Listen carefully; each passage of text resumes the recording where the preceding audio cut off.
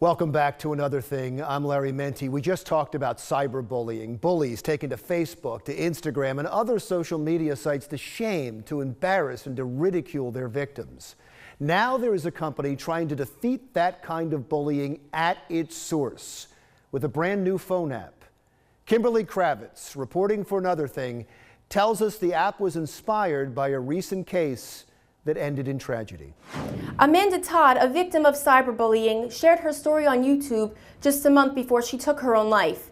She narrated her story on YouTube, showing that she resorted to self-harm, drugs, and alcohol use to try to silence the pain she endured as a result of cyberbullying. One man who remains anonymous is responsible for Amanda Todd's suicide. He led Amanda, a vulnerable teenage girl, to believe he cared for her and convinced her to send him a nude photo. Little did Amanda know that he would eventually blast that nude picture out for the public to see. The acts of this one man destroyed a 15-year-old girl, resulting in the decision to take her life. There are no borders, there are no boundaries, and it doesn't matter that, it's not going to be your next door neighbor. It could be someone halfway across the world that's behind the screen. By definition, cyberbullying occurs over the phone and computer, and nearly 43% of teens have been bullied online. 1 in 4 will tell you that it's happened more than once. This app has been created to stop the problem before it starts. The very devices used to commit cyberbullying may be the ones to stop it. Todd Schobel is the man behind this app, designed to protect the victims, and it's called the Stop It app. So how do I put a tool in their hands so they self-report? And I felt the best way to do that was go to where they live, put it on their cell phone, and give them an app. The Stop It app has been named one of the top 5 apps to help change the world by CNN and one of the 6 awesome apps for classroom management by Scholastic Academics. The kids virtually download the mobile application for free. They put in their IntelliCode and they're ready to go. The school cyberbully contact is already populated and ready. They can start using the app in seconds. The idea behind the Stop It app is the deterrent factor, that it will put fear in the minds of the bully because it will increase the likelihood of getting caught. And it's anonymous. So you screen capture that evidence, hit the school cyberbully contact button on the phone, and boom, it goes off to as many administrators that are set up for that district, and they all see it at once in real time.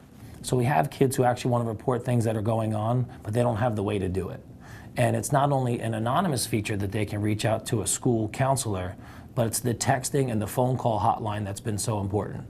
The Stop It app is now in close to 80 schools throughout the world, including Canada, Australia, Nicaragua, and South Korea.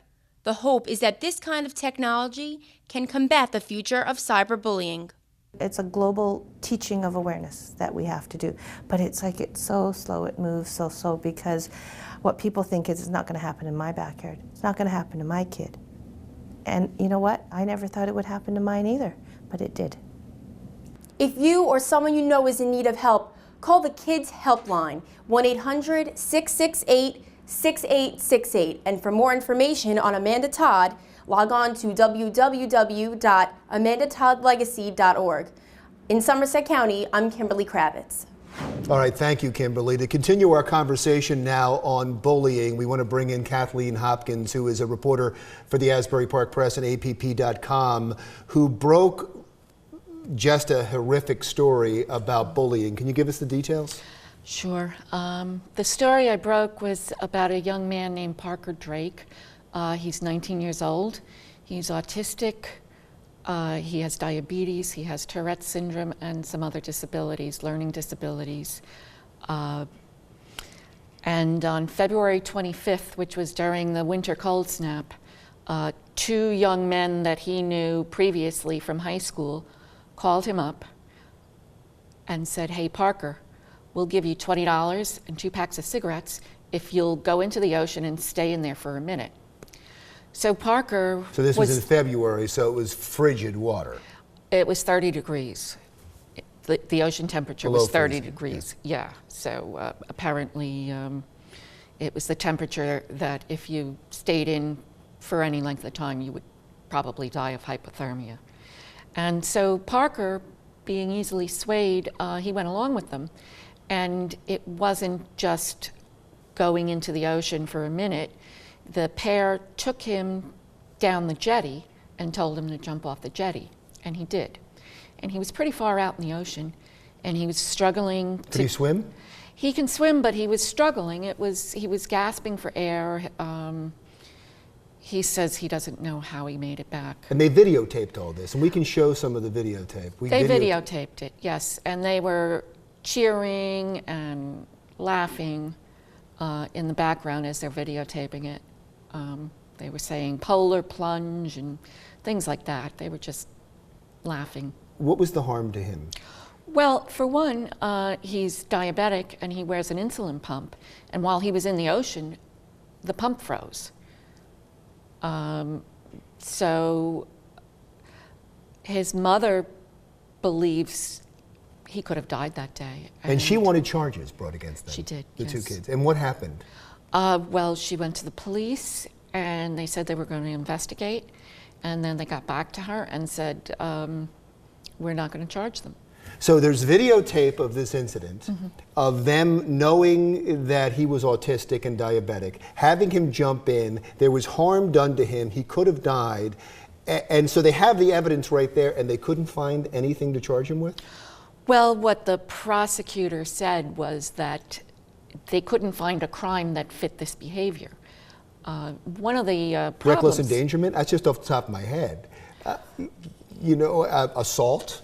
Well, the problem with assault is that Parker jumped in on his own volition, and he is an adult. If he were under 18, if he were a child, they could have charged these two probably with child endangerment. So the autism doesn't play into his own volition, them saying that he didn't have the mental capacity to make the choice for himself? Apparently not under the law.